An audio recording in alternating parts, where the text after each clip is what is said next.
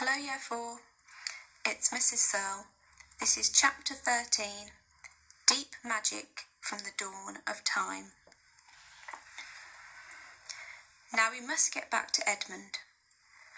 When he had been made to walk far further than he'd ever known that anybody could walk, the witch at last halted in a dark valley all overshadowed with fir trees and yew trees. Edmund simply sank down and lay on his face, doing nothing at all, and not even caring what was going to happen next, provided they would let him lie still. He was too tired even to notice how hungry and thirsty he was. The witch and the dwarf were talking close beside him in low tones. "No," said the dwarf, "it is no use now, O Queen. They must have reached the stone table by now." "Perhaps the wolf will smell us out and bring us news," said the witch. "It cannot be good news if he does," said the dwarf. "4 thrones in Carpavel," said the witch. "How if only 3 were filled? That would not fulfill the prophecy." "What difference would that make now that he is here?" said the dwarf. He did not dare even now to mention the name of Aslan to his mistress. "He may not stay long, and then we should fall upon the 3 at Car. Yet it might be better," said the dwarf, "to keep this one," here he kicked Edmund, "for bargaining with." "Yes, and have him rescued," said the witch scornfully. "Then," said the dwarf, "we had better do what we had to do at once." "I would like to have done it on the stone table itself," said the witch. "That is the proper place. That is where it has always been done before." "It will be a long time now before the stone table can again be put to its proper use," said the dwarf. "True," said the witch. "And then, well, I will begin." At that moment, with a rush and a snarl, a wolf rushed up to them. "I have seen them. They are all at the stone table with him. They have killed my captain, Morgrim. I was hidden in the thickets and saw it all. One of the sons of Adam killed him. Fly, fly!" "No," said the witch. "There need be no flying. Go quickly. Summon all our people to meet me here, as speedily as they can. Call out the giants and the werewolves and the spirits of those trees who are on our side. Call the ghouls and the boggles, the ogres and the minotaurs. Call the cruels, the hags, the spectres, and the people of the toadstools. We will fight. What? Have I not still my wand? Will not their ranks turn into stone even as they come on? Be off quickly. I have a little thing to finish here while you are away." The great brute bowed its head, turned, and galloped away. "Now," she said, "we have no table. Let me see. We had better put it against the trunk of a tree." Edmund found himself being roughly forced to his feet. Then the dwarf set him with his back against a tree and bound him fast. He saw the witch take off her outer mantle. Her arms were bare underneath it and terribly white. Because they were so very white, he could see them, but he could not see much else. It was so dark in this valley under the dark trees. "Prepare the victim," said the witch, and the dwarf undid Edmund's collar and folded back his shirt at the neck. Then he took Edmund's hair and pulled his head back so that he had to raise his chin. After that, Edmund heard a strange noise. Whiz, whiz, whiz. For a moment he couldn't think what it was. Then he realised. It was the sound of a knife being sharpened. At that very moment he heard loud shouts from every direction, a drumming of hooves and a beating of wings, a scream from the witch, confusion all around him. And then he found he was being untied.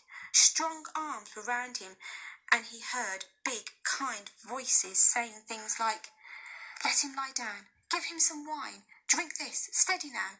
You'll be all right in a minute." Then he heard the voices of people who were not talking to him but to one another, and they were saying things like, "Who's got the witch? I thought you had her. I didn't see her after I knocked the knife out of her hand. I was after the dwarf. Do you mean to say she's escaped?" A chap can't mind everything at once. "What's that? Oh, sorry, it's only an old stump." But just at this point, Edmund went off in a dead faint. Presently, the centaurs and unicorns and deer and birds, they were, of course, the rescue party which Aslan had sent in the last chapter, all set off to go back to the stone table, carrying Edmund with them. But if they could have seen what happened in that valley after they had gone, I think they might have been surprised. It was perfectly still, and presently the moon grew bright. If you had been there, you would have seen the moonlight shining on an old tree stump and on a fair-sized boulder. But if you had gone on looking, you would have gradually have begun to think there was something odd about both the stump and the boulder.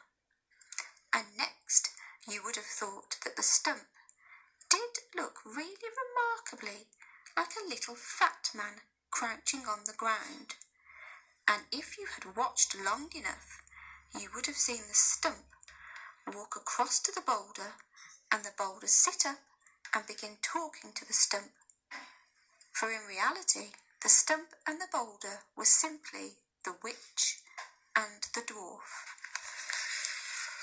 For it was part of her magic that she could make things look like what they aren't, and she had the presence of mind to do so at that very moment when the knife was knocked out of her hand. She had kept hold of her wand, so it had been kept safe too. When the other children woke up next morning, they had been sleeping on piles of cushions in the pavilion. The first thing they heard from Mrs. Beaver was that their brother had been rescued and brought into camp late last night, and was at that moment with Aslan. As soon as they breakfasted, they all went out, and there they saw Aslan and Edmund walking together in the dewy grass, apart from the rest of the court.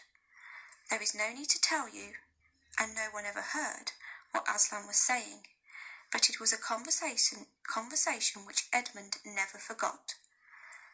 As the others drew nearer, Aslan turned to meet them, bringing Edmund with him. "Here is your brother," he said, "and there is no need to talk to him about what is his past." Edmund shook hands with each of the others and said to each of them in turn, "I'm sorry," and everyone said, "That's all right."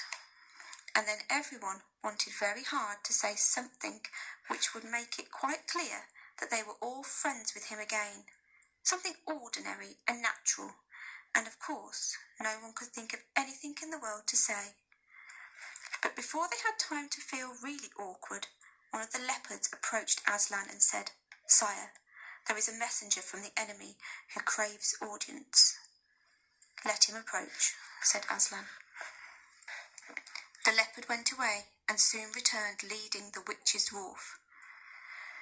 "What is your message, son of Earth?" asked Aslan. "The Queen of Narnia and Empress of the Lone Islands desires a safe conduct to come and speak with you," said the dwarf, "on a matter which is as much to your advantage as to hers." "Queen of Narnia, indeed," said Mr. Beaver. "Of all the cheek!" "Peace, Beaver," said Aslan. "All names will soon be restored to their proper owners. In the meantime, we will not dispute about them.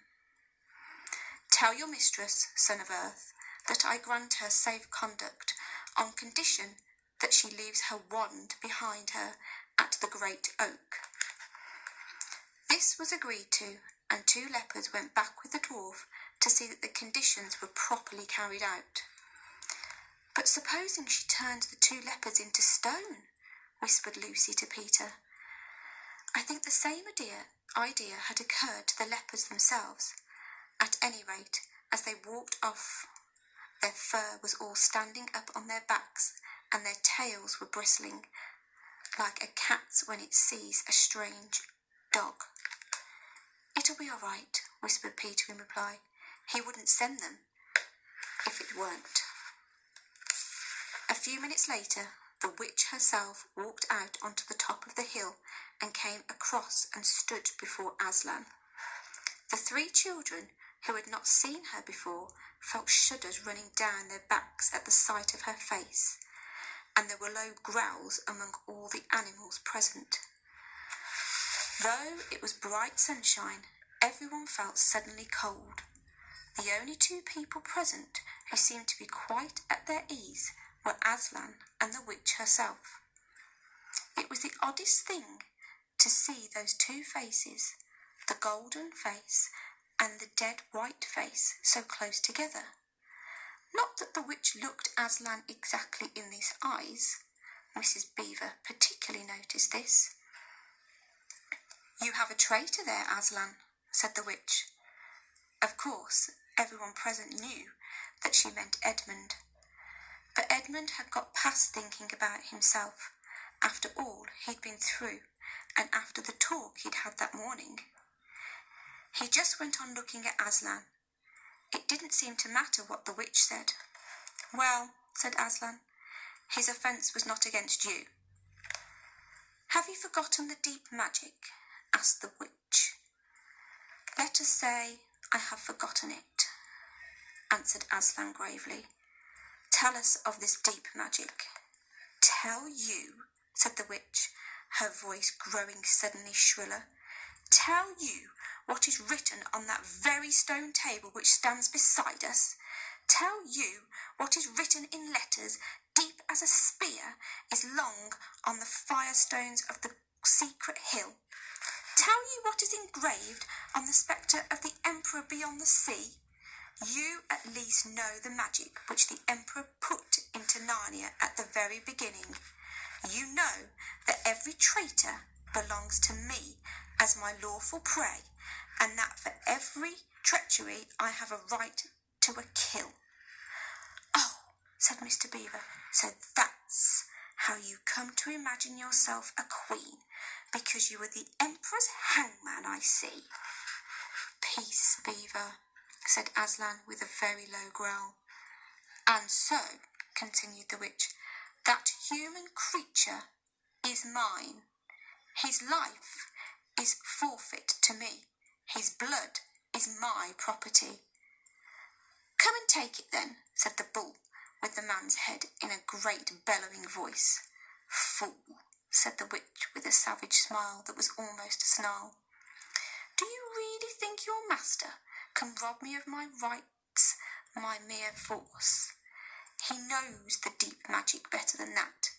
He knows that unless I have blood, as the law says, all Narnia will be overturned and perish in fire and water." "It is very true," said Aslan. "I do not deny it." "Oh, Aslan," whispered Susan in the lion's ear, "can't we, you won't, will you? Can't we do something about the deep magic? Isn't there something you can work against it?" "Work against the emperor's magic?" said Aslan, turning to her with something like a frown on his face, and nobody ever made that suggestion to him again. Edmund was on the other side of Aslan, looking all the time at Aslan's face. He felt a choking feeling and wondered if he ought to say something, but a moment later he felt that he was not expected to do anything except wait and to do what he was told. "Fall back, all of you," said Aslan, "and I will talk to the witch alone." They all obeyed. It was a terrible time this, waiting and wondering while the lion and the witch talked earnestly together in low voices. Lucy said, "Oh, Edmund," and began to cry. Peter stood with his back to the others, looking out at the distant sea. The beavers stood holding each other's paws with their heads bowed. The centaurs stamped uneasily with their hooves, but everyone became perfectly still in the end, so that they noticed even small sounds like a bumblebee flying past, or the birds in the forest down below them, or the wind rustling the leaves. And still the talk between Aslan and the White Witch went on. At last they heard Aslan's voice. "You can all come back," he said. "I have settled the matter. She have renounced the claim on your brother's blood." And all over the hill there was a noise as if everyone had been holding their breath and had now begun breathing again, and then a murmur of talk. The witch was just turning away with a look of fierce joy on her face when she stopped and said, "But how do I know this promise will be kept?" roared Aslan, half rising from the throne, and his great mouth opened wider and wider, and the roar grew louder and louder, and the witch, after staring for a moment with her lips wide apart, picked up her skirts and fairly ran for her life.